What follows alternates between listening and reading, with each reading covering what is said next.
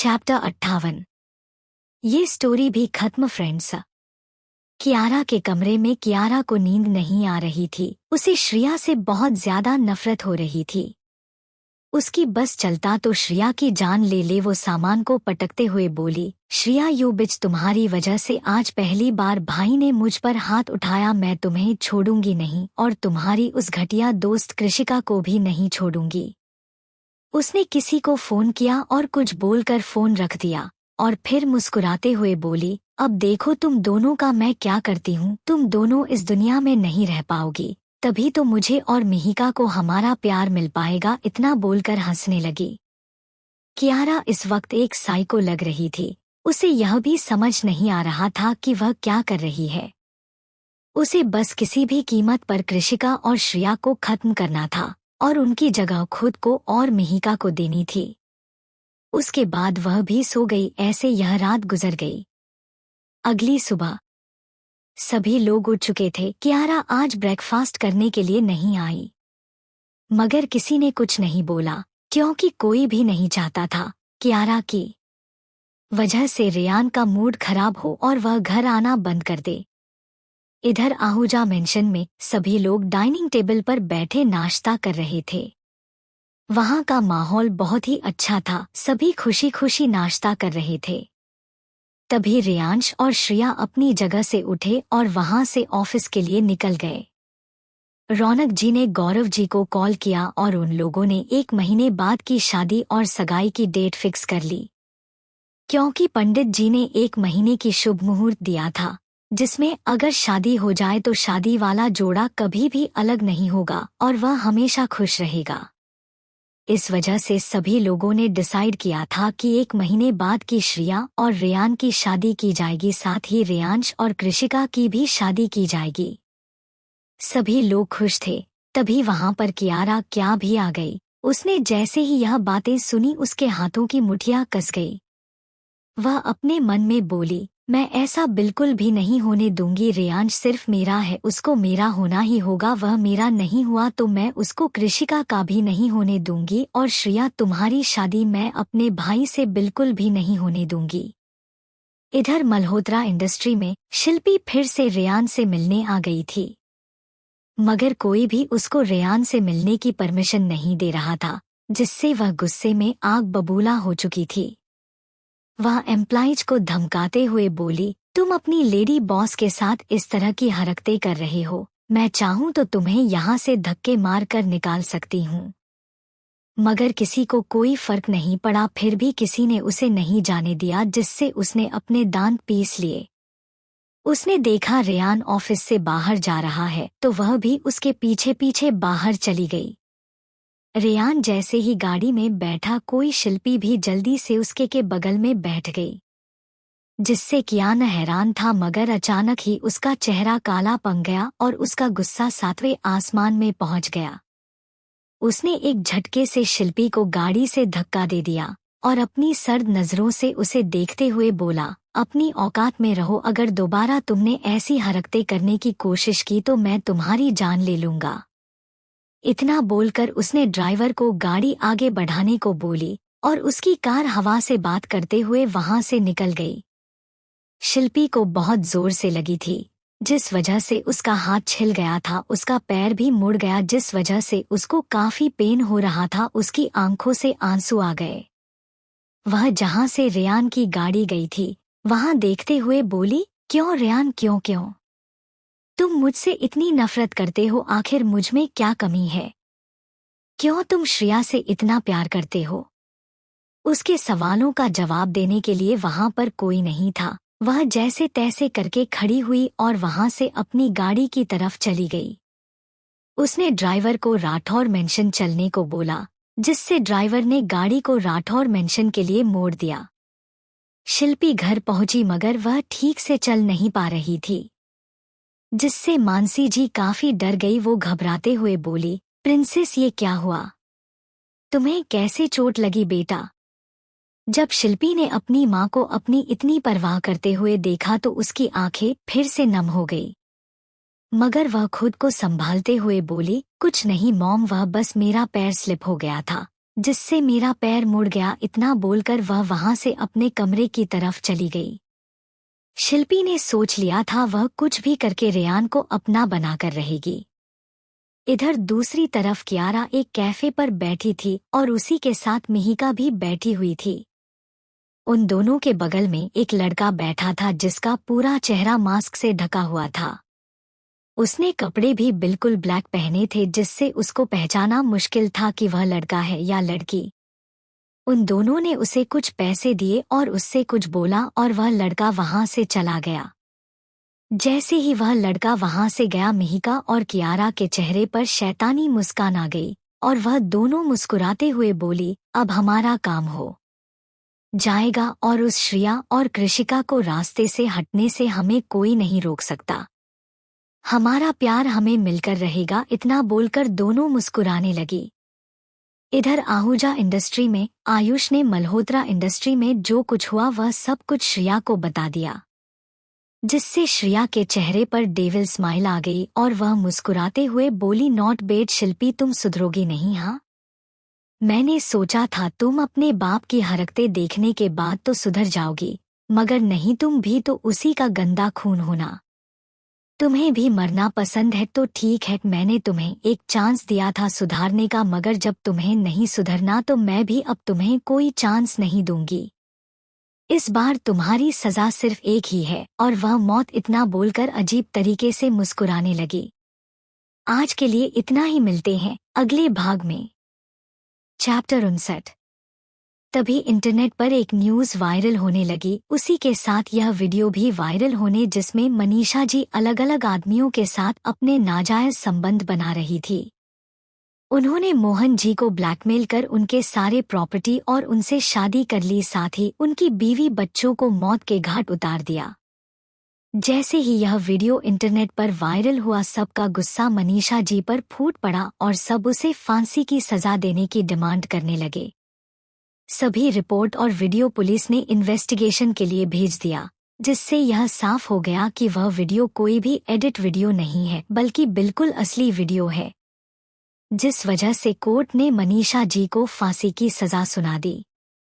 मनीषा जी पर हत्या और ब्लैकमेलिंग का केस चलने लगा, जिससे उनको सजा मौत की सजा मिली। वहीं मलय जी को उम्र कैद और टीना को 1 साल की सजा मिली। वहीं जैसे ही यह न्यूज़ के बारे में मनीषा जी को पता चला, उनके पैरों तले जमीन खिसक गई और पागलों की तरह बोली, नहीं, मैंने ऐसा कुछ नहीं किया।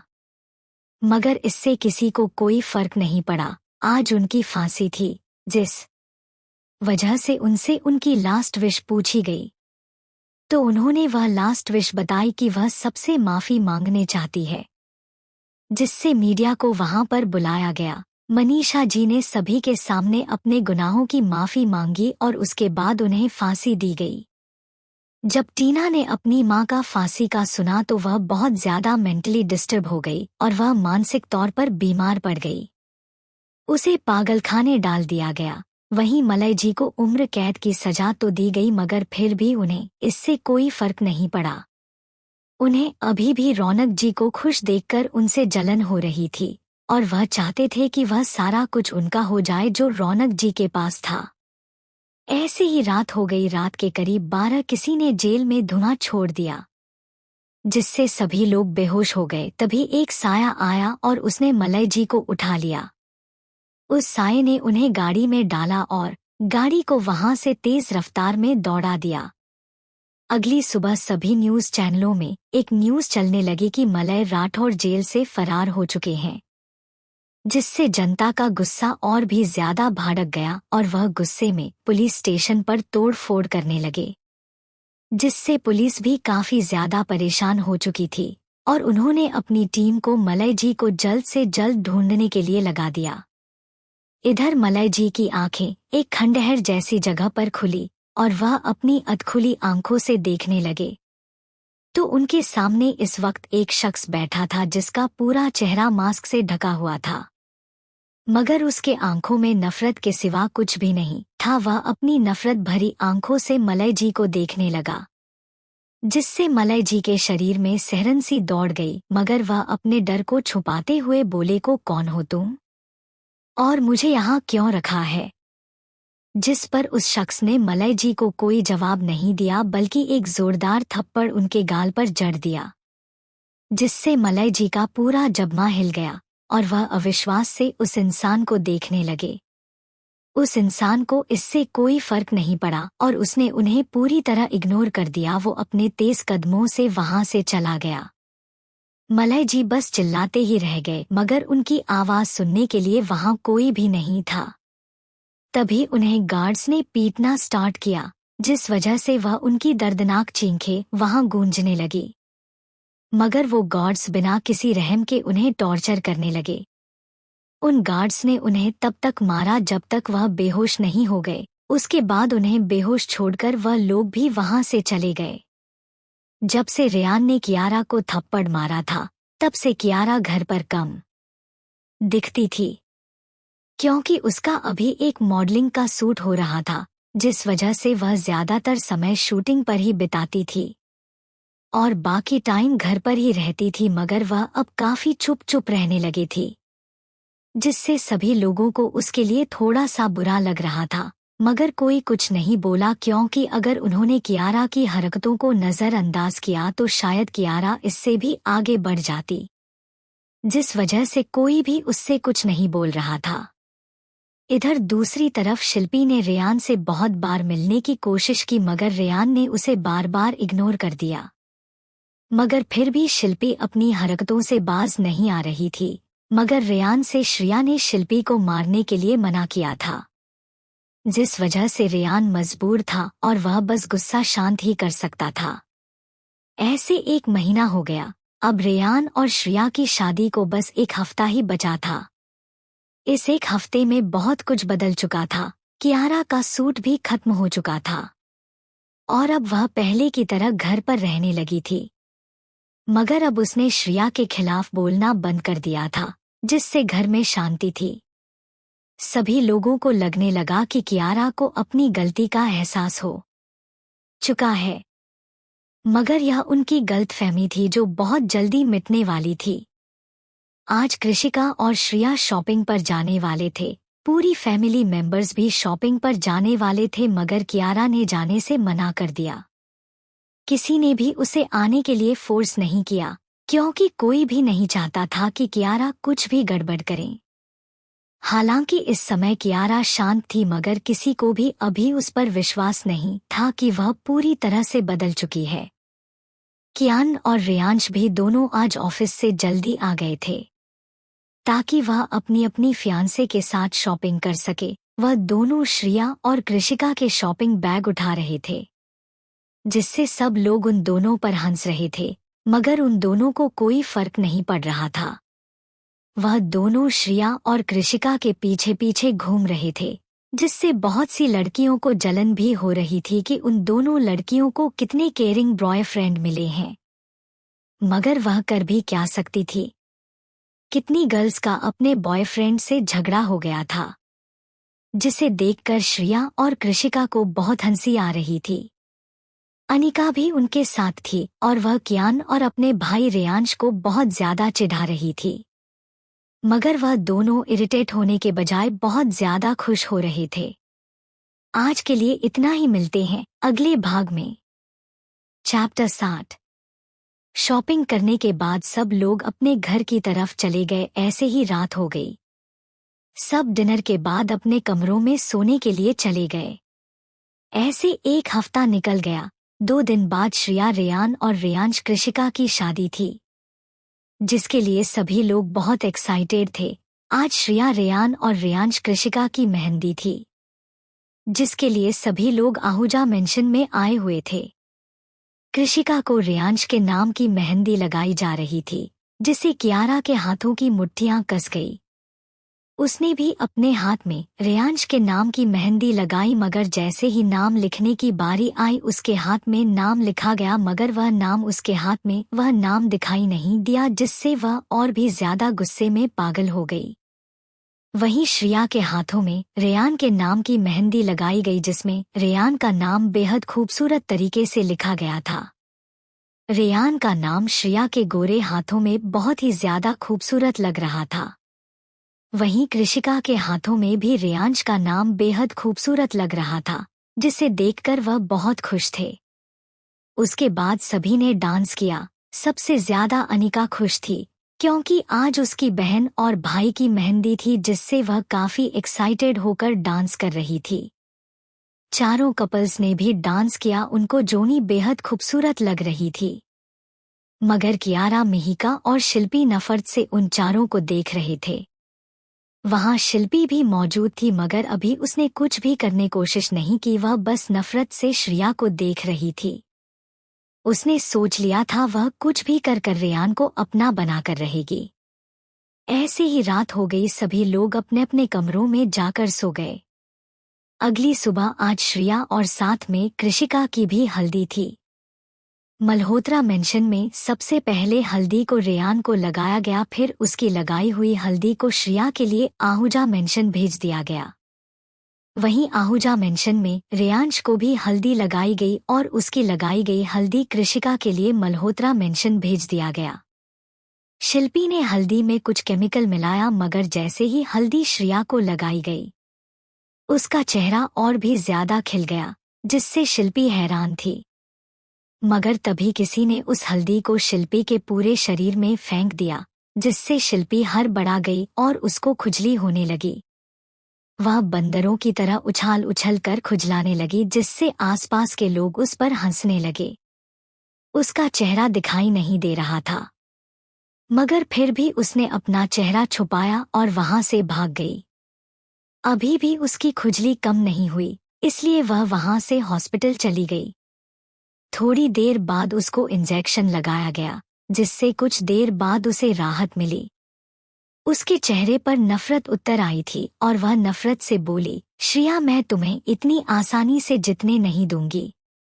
रेयान मेरा है, मैं हर कीमत पर उसको पाकर रहूंगी, चाहे मुझे कुछ भी क्यों न करना पड़े। मैं तुम्हें छोड़ूंगी नहीं। इतना बोलकर अजीब तरीके से मुस्कुराने लगी। इधर हल्दी के रस्म होने के बाद श्रिया और रेयांश अपने अपने कमरे में नहाने के लिए चले गए। श्रिया ने जैसे ही बाथरूम का दरवाजा खोला तो वह चौंक गई, क्योंकि सामने रेयान खड़ा था। वह इस वक्त बेहद हैंडसम लग रहा था। रेयान ने अपने हाथ को श्रिया की कमर पर रखा और उसे अपनी तरफ खींच लिया, जिससे श्रिया का सिर रेयान के चेस्ट पर आ लगा। रेयान इस वक्त शर्टलेस था। उसके बाद उसने अपने गालों को उसके गालों पर रब करते हुए बोला, हमने तो हल्दी लगाई ही नहीं, तो हमारा एक दूसरे को हल्दी लगाना तो बनता है ना। इतना बोलकर उसने अपने गाल पर हाथ रखा। अपने गालों से हल्दी निकालकर वो हाथ श्रिया की कमर पर रख दिया। उसने अपने हाथों को आने की कमर पर रखा और वहां पर हल्दी लगाने लगा, जिससे श्रिया सिहर गई। उसके हाथ रेयान के कंधे पर चले गए। उसने कसकर अपनी आंखें बंद कर ली, जिससे रेयान के चेहरे पर गहरी मुस्कान आ गई। उसने अपना चेहरा श्रिया के गर्दन पर रखा और अपने गालों से श्रिया के गर्दन को सहलाने लगा। रेयान के इस तरह से छूने से श्रिया के पेट में बटरफ्लाई उड़ रही थी। थोड़ी देर बाद रेयान ने श्रिया को बाथटब में बिठा दिया और उसकी हल्दी को अपने हाथों से साफ करने लगा। रेयान के हाथ श्रिया की बॉडी में टच हो रहे थे, जिससे श्रिया को अंदर तक सहरन महसूस हो रही थी। उसके मुंह से हल्की सी सिसकियां निकलने लगी थी, जिससे रेयान को कंट्रोल करना मुश्किल हो रहा था। मगर फिर भी वह अभी कुछ भी नहीं करना चाहता था, जिस वजह से उसने जल्दी से श्रिया की हल्दी साफ की। उसके बाद उसे बाथरोब पहना दिया। उसने श्रिया को बाथरूम से बाहर भेजा और अपने आप को शावर के ठंडे पानी के नीचे खड़ा कर दिया, क्योंकि अब उसकी हालत बहुत ज्यादा खराब हो गई थी। कुछ देर बाद जब वो शांत हुआ तो उसने भी अपनी हल्दी को साफ किया और बाथरोब पहनकर बाहर आ गया। श्रिया ने जब रेयान का चेहरा देखा तो उसे समझ आ गया कि रेयान ने बहुत मुश्किल से खुद को कंट्रोल किया हुआ था, जिसे देखकर उसे हंसी आ गई। मगर वह हंसी नहीं और उसने जल्दी से अपने बाल सुखाए और एक ट्राउजर और क्रॉप टॉप पहन लिया, जिसमें उसकी कमर काफी हद तक विजिबल हो रही थी, जिसे देखकर एक बार फिर रेयान की नियत उससे दगा करने लगी।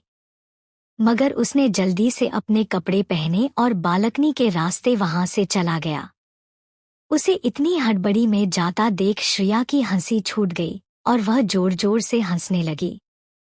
थोड़ी देर बाद वह शांत हुई और खुद से बोली, ओ पतिदेव, आप कितनी क्यूट हो। इतना बोलकर उसके चेहरे पर मुस्कान आ गई। इधर दूसरी तरफ रेयांश ने और कृषिका ने भी नहा लिया था, जिस वजह से वह दोनों बहुत ज्यादा खिल रहे थे। उनके चेहरे पर एक अलग ही निखार था। तभी रेयांश ने कृषिका को कॉल किया। जैसे ही रेयांश ने कृषिका को देखा, उसके सांसें अटक गई, क्योंकि कृषिका इस वक्त बेहद खूबसूरत लग रही थी। उसके गाल गुलाबी हो रखे थे, मगर हल्दी का निखार उसके चेहरे पर बहुत ज्यादा खिलकर बाहर आ रहा था। रेयांश ने उसके हाथों को देखा तो उसके चेहरे पर गहरी मुस्कान आ गई, क्योंकि कृषिका के हाथों की मेहंदी बेहद गहरी और खूबसूरत लग रही थी, जिसे देखकर रेयांश बोला, जान देखो ना, मैं तुमसे कितना प्यार करता हूँ। तुम्हारे हाथों में मेहंदी कितनी गहरी लगी है। तभी कृषिका उसको चिढ़ाते हुए बोली, ऐसा कुछ नहीं है, वह तो मेहंदी की क्वालिटी अच्छी है, इस वजह से मेहंदी अच्छी लगी है। इतना बोलकर हंसने लगी। रेयांश का मुंह बन गया और वो मुंह बनाते हुए बोला, मैं सच में तुमसे प्यार करता हूँ जान। जिस पर कृषिका मुस्कुराते हुए बोली, मैं भी। आज के लिए इतना ही, मिलते हैं अगले भाग में। चैप्टर 61। अगली सुबह आज शादी का दिन था, जिससे आहूजा और मल्होत्रा फैमिली में भी काफी खुशी का माहौल था। सुबह से शादी की तैयारी की जा रही थी। शादी एक ग्रैंड होटल पर रखी गई थी, जिसे सभी लोग खुश थे, क्योंकि श्रेया और रेयांश दोनों की शादी थी, जिस वजह से यह डिसाइड करना मुश्किल था कि शादी कहाँ की जाए। इसलिए सब ने डिसाइड किया कि उनकी शादी एक होटल में की जाएगी। सभी लोग सुबह होटल के लिए निकल गए। जैसे सब लोग होटल पहुंचे, उनका स्वागत बहुत भव्य तरीके से किया गया। मल्होत्रा फैमिली और आहूजा फैमिली दोनों एक साथ आ गए थे, मगर रेयान को एक गाड़ी में बिठाया गया और श्रेया और कृषिका को एक साथ पहले ही भेज दिया गया, क्योंकि अभी लड़का लड़की एक दूसरे को नहीं देख सकते थे, जिस वजह से उन्होंने उन दोनों को अलग अलग भेजा। मेहमान आना भी शुरू हो गए थे। वहीं वहां शिल्पी भी पहले से मौजूद थी। उसने इस वक्त एक ब्लैक कलर की साड़ी पहनी थी। उसने अपने चेहरे पर भी ब्लैक मास्क लगाया था। वहीं कियारा ने भी काफी खूबसूरत लहंगा पहना था, मगर उसके चेहरे पर बिल्कुल भी मुस्कान नहीं थी। उसने कुछ सोचा और उसके चेहरे पर एक शातिर मुस्कान आ गई। इधर कमरे में श्रेया और कृषिका नाश्ता कर रहे थे, क्योंकि सुबह ही वो लोग होटल के लिए निकल गए थे, जिस वजह से उन्होंने नाश्ता भी नहीं किया था। तो उन्होंने भरपेट नाश्ता किया, उसके बाद बिस्तर पर जाकर लेट गए। थोड़ी देर बाद दोनों को नींद आ गई। इधर रेयांश और रेयान एक दूसरे को घूर रहे थे, क्योंकि अभी भी उन दोनों की आपस में बनती नहीं थी, जिस वजह से वह दोनों अभी भी बच्चों की तरह लड़ रहे थे। अभी उन दोनों को देखकर कोई नहीं कह सकता कि यह दोनों बिजनेस वर्ल्ड और अंडरवर्ल्ड पर राज करने वाले किंग हैं।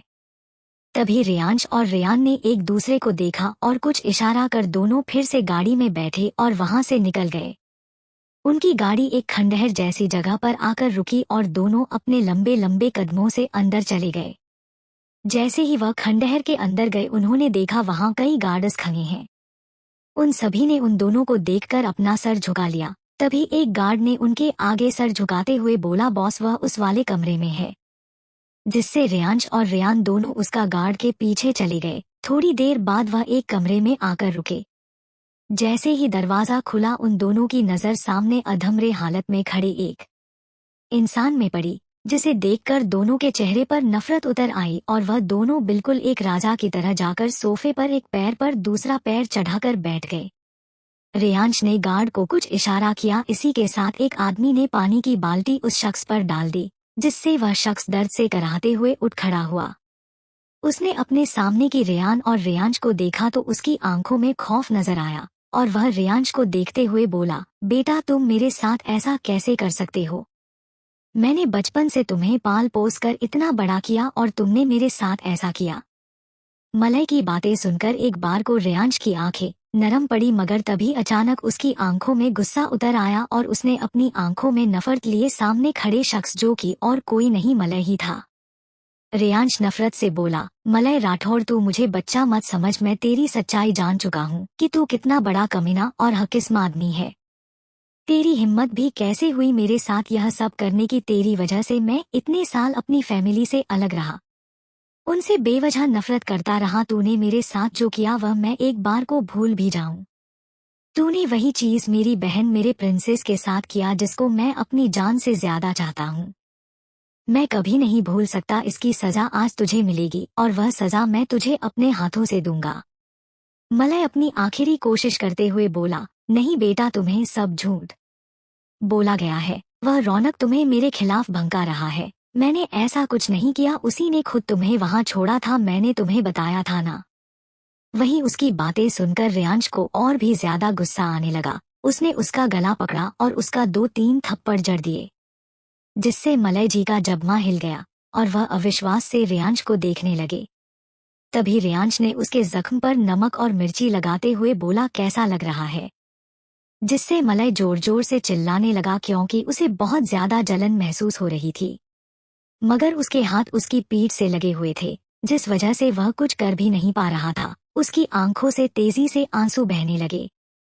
उन आंसुओं को देखकर रेयांश को काफी मजा आ रहा था। तभी रेयान ने भी मलय के जख्म में अपना पैर रखा और मसलने लगा। वो नफरत से बोला, तेरी हिम्मत भी कैसे हुई मेरी बेबी डॉल की जगह अपनी उस घटिया बेटी की को देने की? हाँ, तुझे क्या लगा कि तू मेरी बेबी डॉल की जगह किसी भी घटिया लड़की को देगा? कोई बात नहीं, क्योंकि अब तुझे इसकी सजा मिलेगी। इतना बोलकर वह अपने पैर का दबाव और भी ज्यादा बनाने लगा, जिससे मलय की दर्दनाक चीखें उस कमरे में गूंजने लगी। थोड़ी देर बाद एक गार्ड ने मलय को एक रस्सी में टांगा दिया और उसके नीचे आग लगा दी, जिससे मलय का शरीर धीरे धीरे उस आग में झुलसने लगा, क्योंकि रेयान और रेयांश ने उसके शरीर में पेट्रोल छिड़क दिया था, जिसकी वजह से जल्द ही उसके शरीर ने आग पकड़ लिया और वहां मलय की दर्दनाक चीखें गूंजने लगी। थोड़ी देर बाद उसकी चीखें बंद हो गई, जिससे वहां शांति छा गई। दोनों ने एक नजर घिन से उसकी लाश को देखा और वहां से निकल गए। अभी लगभग शाम हो चुकी थी, जिस वजह से वह लोग जल्दी जल्दी होटल की तरफ चले गए। वह दोनों जल्दी से अपने कमरे में गए और शावर लेकर जल्दी से शादी के लिए तैयार होने लगे। थोड़ी देर बाद गौरव जी और रौनक जी ने दोनों के सिर में सेहरा सजाया। दोनों एकदम तैयार हो चुके थे। तभी उन दोनों को मंडप पर ले जाया गया। इसी के साथ पंडित जी ने मंत्र पढ़ना स्टार्ट किया। धीरे धीरे शादी के मंत्र पढ़े जा रहे थे। सभी लोग ध्यान से उस मंत्र को सुन रहे थे, मगर कियारा बेचैनी से इधर उधर देखने लगी। तभी थोड़ी देर में पंडित जी ने श्रिया और कृषिका को बुलाया तो मानवी जी और आकांक्षा जी दोनों को लेने चले गए। थोड़ी देर बाद उन दोनों को लाया गया। रेयांश और रेयान ने जैसे ही दोनों को देखा, उनके सांसें ही अटक गई। वह एकटक उन्हें देखने लगे। तभी वरमाला के रस्म हुई, जिसमें पहले 2 दूल्हे ने दुल्हन को और उसके बाद दुल्हन ने दूल्हे को वरमाला पहनाई। पंडित जी ने दोनों को बैठने को बोला और फिर से शादी के रस्में होने लगी। धीरे धीरे कर शादी आगे बढ़ने लगी, मगर कियारा बेचैनी से अभी भी गेट की तरफ देख रही थी। जैसे जैसे शादी बढ़ रही थी, उसकी बेचैनी बढ़ते जा रही थी। तभी पंडित जी ने दोनों का गठबंधन करने के लिए बुलाया। अनिका आगे आई और उसने रेयांश का गठबंधन कर दिया। इसी के साथ कियारा भी आगे आई और उसने बिना मन के रेयान और श्रिया का गठबंधन कर दिया। दोनों फेरों के लिए खड़े हुए और इसी के साथ फेरे स्टार्ट हो गए। विवाह के समय 7 फेरे लिए जाते हैं और इन फेरों में दूल्हा और दुल्हन बारी बारी से आगे रहते हैं। पहले 4 फेरे। परंपरा के अनुसार पहले 4 फेरे दूल्हा वर आगे चलता है और दुल्हन कन्या उसके पीछे रहती है। यह प्रतीक है कि विवाह के प्रारंभिक चरण में पति पत्नी का मार्गदर्शन करता है और जीवन की नींव रखता है। अगले 3 फेरे। अंतिम 3 फेरे दुल्हन आगे रहती है और दूल्हा उसके पीछे चलता है। इसका अर्थ है कि जीवन के बाकी चरणों में पत्नी गृहस्थी की नींव और परिवार की उन्नति में प्रमुख भूमिका निभाती है। रेयान और रेयांश ने अपनी अपनी दुल्हनों का हाथ पकड़ा और फेरिंग लेने लगे। उन्होंने 4 फेरे लिए, जिसमें दूल्हा आगे चल रहा था, दुल्हन पीछे। बाकी के 3 फेरों में दुल्हन आगे और दूल्हा पीछे। तभी पंडित जी ने कन्यादान के लिए माँ बाप को बुलाया तो आकांक्षा जी और रौनक जी ने श्रिया का कन्यादान किया। वहीं मानसी और गौरव जी ने कृषिका का कन्यादान किया। फेरे पूरे होने के बाद पंडित जी ने दोनों से दुल्हन की मांग भरने को बोला। इसी के साथ रेयान ने श्रिया की और रेयांश ने कृषिका की मांग भरी और दोनों ने मंगलसूत्र पहनाया। तभी पंडित जी की आवाज आई, शादी संपन्न हुई, आज से आप दोनों पति पत्नी हुई। मगर तभी अचानक एक झूमर तेजी से नीचे आने लगा। श्रिया ने रेयान को धक्का दे दिया और वो झूमर श्रिया पर गिर गया। इसी के साथ सबकी चीख निकल गई। रेयान बेसुध सा जमीन पर खंगा रह गया। तभी रेयांश ने जल्दी से झूमर हटाया और श्रिया को अपनी गोद में पकने बाहर की तरफ भागने लगा। तभी किसी ने कृषिका के मुंह पर कपवा रखा, जिससे वो बेहोश हो गई, तो उसे वहां से लेकर चले गए। इधर हॉस्पिटल में श्रिया का इलाज हो रहा था। रेयान बिना भाव के फर्श को घूर रहा था। उसे कोई भी होश नहीं था। तभी सबका ध्यान कृषिका पर गया, मगर जैसे ही सबने कृषिका को कहीं पर भी नहीं पाया तो सब हैरान रह गए। सबने उसे सारी जगह ढूंढा मगर वो कहीं नहीं मिली, जिससे रेयांश परेशान हो गया। उसने जल्दी से पुलिस को कॉल किया और खुद भी गाड़ी निकाल कर चला गया। वो जाना नहीं चाहता था क्योंकि उसकी बहन यहाँ थी, मगर वो कृषिका से भी बहुत प्यार करता था। उसने कृषिका को हर जगह ढूंढा मगर वो कहीं नहीं मिली। इधर एक खंडहर में कृषिका को होश आया तो उसने अपने सामने 4 लोगों को देखा जो किसी गुंडे की तरह लग रहे थे। वो सब कृषिका को हवस भरी नजरों से देखने लगे, जिससे कृषिका डर से कांपने लगी। इधर रेयांश उसे पागलों की तरह ढूंढ रहा था। हॉस्पिटल में श्रिया की हालत बिगड़ती जा रही थी। आकांक्षा जी बेहोश हो चुकी थी। वहीं सब रौनक जी को भी संभाल रहे थे। आज पहली बार रौनक जी रो रहे थे, मगर रेयान कुछ भी नहीं बोल रहा था। उसकी हालत देखकर सब लोग परेशान थे। मगर कियारा के चेहरे पर खुशी थी, मगर वो ऐसा दिखा रही थी कि जैसे वो बहुत दुखी है। खंडहर में वो गुंडे कृषिका की तरफ बढ़ने लगे और जैसे ही उसकी दुपट्टे में हाथ डालने को हुए, किसी ने उनका हाथ पकड़ लिया। जैसे ही उन गुंडों ने महसूस किया, उनको गुस्सा आने लगा। वो गुस्से में बोले, कौन है बे? मगर जैसे ही कृषिका ने उस शख्स को देखा, उसके चेहरे पर सुकून उतर आया। रेयांश के गार्ड्स ने जल्दी से उन गुंडों को दबोच लिया। रेयांश ने कृषिका को अपनी बाहों में पकड़ा और उसे लेकर वहां से चला गया। उसने कृषिका को अपने गोद में पकड़ा और गाड़ी वहां से हॉस्पिटल के लिए निकल गई। तभी कृषिका को कुछ याद आया और अचानक वो पैनिक करने लगी। वो रोते हुए बोली, रेयांश जान कैसी है? वो ठीक तो है ना? जैसे ही रेयांश ने ये सुना, वो कृषिका को शांत करवाने लगा, मगर वो खुद अंदर से बहुत डर रहा था। उसकी आंखों में नमी बनने लगी थी, मगर वो बाहर से खुद को संभाल रहा था। थोड़ी देर बाद वो लोग हॉस्पिटल आ गए। इस वक्त वहाँ सिर्फ रौनक जी, गौरव जी और रेयान था। बाकी सबको गौरव जी ने घर भेज दिया था। तभी कृषिका दौड़ते हुए आई और रेयान से लिपट गई।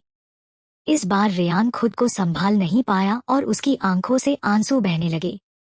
वो डरते हुए बोला, प्रिंसेस बेबी डॉल ठीक हो जाएंगी ना? उसे बोलो ना वो मुझसे झसे बात करे प्लीज। इतना बोलकर रोने लगा। रेयांश ने उसे अपने गले से लगा लिया और उसे शांत करवाते हुए बोला, रेयान काल्म डाउन, प्रिंसेस को कुछ नहीं होगा। करीब 4 घंटे बाद डॉक्टर बाहर आए और बोले अब वो ठीक है, मगर उन्हें सुबह तक होश नहीं आया तो वो कोमा में चली जाएंगी। इतना बोलकर वहां से चले गए। रेयांश ने कृषिका को भी उधर एडमिट कर दिया क्योंकि कृषिका भी बेहोश हो चुकी थी। इधर रेयान मंदिर में गया और महादेव की मूर्ति को देखते हुए बोला, प्लीज मुझे मेरी श्रिया वापस दे दो, मैं मर जाऊंगा उसके बिना, प्लीज महादेव। इतना बोलकर वो वहां सिर झुकाकर बैठ गया। आज के लिए इतना ही, मिलते हैं अगले भाग में। Chapter 62 happy ending. रेयान को उस मंदिर में बैठे बैठे सुबह हो गई। वह इस वक्त फर्श पर सोया हुआ था। तभी उसके कंधे पर किसी ने हाथ रखा। उसने जब पीछे पलट कर देखा तो सामने एक बुजुर्ग आदमी जो संत लग रहे थे। वह मुस्कुराते हुए बोले, क्या बात है बेटा, आज मंदिर में तुम क्या कर रहे हो? जिस पर रेयान अपनी लाल आंखों से उन्हें देखते हुए बोला, गुरुजी मैं बस अपने प्यार के ठीक होने की कामना कर रहा हूँ महादेव से। इतना बोलकर उसने अपना सर झुका लिया। उसकी आंखें बेहद लाल हो चुकी थी।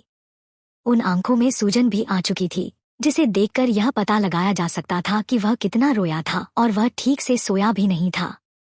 तभी वहां पर रेयांश आ गया और वह रेयान को देखते हुए बोला, जल्दी चलो श्रिया को होश आ गया है। तभी रेयान ने उस शख्स को दोबारा देखा मगर वह वहां से गायब थे, जिससे रेयान हैरान रह गया। मगर उसने ज्यादा ध्यान न देते हुए जल्दी से उठ खड़ा हुआ और भागते हुए श्रिया के वार्ड की तरफ चला गया। इस वक्त श्रिया नॉर्मल वार्ड में शिफ्ट हो चुकी थी और वह अब खतरे से बाहर थी। हालांकि उसके सर पर काफी गहरी चोट आई थी, मगर वो अब खतरे से पूरी तरह बाहर थी। सभी लोग एक एक कर श्रिया से मिले। उसके बाद लास्ट में रेयान अपने कांपते पैरों से अंदर आया और श्रिया के सामने बैठ गया। जैसे ही उसने श्रिया को देखा, उसने झट से श्रिया को अपने गले से लगा लिया और एक आंसू की बूंद उसके आंखों से बाहर निकल गया। वो आंसू श्रिया के गर्दन पर गिरा। जैसे ही उसे कुछ गिला महसूस हुआ, उसने रेयान का चेहरा ऊपर उठाकर देखा तो वह हैरान रह गई। वह रेयान का मूड ठीक करते हुए बोली, पतिदेव आप भी रोते हो? कोई क्या बोलेगा? The devil king, business world का बादशाह द रेयान मल्होत्रा रो रहा है, जिससे रेयान के चेहरे पर मुस्कान आ गई। तो श्रिया भी मुस्कुराते हुए बोली, देखिए मैं बिल्कुल ठीक हूँ, आप रो मत। इतना बोलकर मुस्कुराने लगी। रेयान ने श्रिया के दोनों हाथ पकड़े और उससे माफी मांगते हुए बोला, मुझे माफ कर दो, मैं तुम्हें बचा नहीं पाया। अगर तुम्हें कुछ हो जाता है तो मैं भी जिंदा नहीं रह पाता। प्लीज मुझे छोड़कर मत जाना। इधर बाहर सभी लोग खड़े हुए थे। तभी रेयांश का असिस्टेंट उसके पास आया और उसने फोन पर रेयांश को कुछ दिखाया, जिससे रेयांश की आंखें गुस्से से लाल हो गई और उसकी आंखों में खून उतर आया। वह जल्दी से कियारा के पास गया और उसने एक जोरदार थप्पड़ उसके गाल पर जड़ दिया, जिससे कियारा संभल नहीं पाई और मुंह के बल जमीन पर गिर गई। फ्लोर पूरा खाली था क्योंकि वह फ्लोर श्रिया के लिए बुक किया गया था, जिससे वहां मल्होत्रा फैमिली और आहूजा फैमिली के गार्डों के अलावा कोई भी मौजूद नहीं था। सभी लोग हैरानी से रेयांश को देखने लगे। तभी आकांक्षा जी रेयांश को पकड़ते हुए बोली, रेयांश ये आप क्या कर रही हैं? जिस पर रेयांश गुस्से से बिफरते हुए बोला, मॉम आपको पता भी है इस लड़की ने क्या किया है? सभी लोग कंफ्यूजन से रेयांश को देखने लगे। तभी उसने अपने असिस्टेंट को कुछ इशारा किया तो उसने वहां पर एक प्रोजेक्टर लगा दिया और उस पर एक वीडियो चलने लगा। तभी सबने देखा कियारा एक आदमी को पैसे देते हुए श्रिया और कृषिका को किडनैप कर उनके साथ रेप करने को बोल रही थी। उसके बाद उनकी वीडियो इंटरनेट पर वायरल करने को भी बोल रही थी। वही वह वीडियो देखकर सब सदमे में चले गए। पूजा जी जो कि कियारा के मॉम थे, उन्होंने जल्द से कियारा को अपनी तरफ किया और एक झन्नाटेदार थप्पड़ उसके गाल पर जड़ दिया। यह थप्पड़ इतना तेज था कि इस बार कियारा के होठों के किनारे से खून बहने लगा। उसके गालों पर पूजा जी के 5 उंगलियों के छाप उसके गालों पर पड़ गए। वो अविश्वास से अपनी मॉम को देखने लगी। तभी उसकी मॉम ने उसे नफरत से देखा और बोली, तुम इतनी घटिया होंगी, ये पता होता तो मैं तुम्हें जन्म नहीं देती। तुमने अपनी बहन और भाभी के साथ ऐसा करने की सोची, शर्म नहीं आई तुम्हें?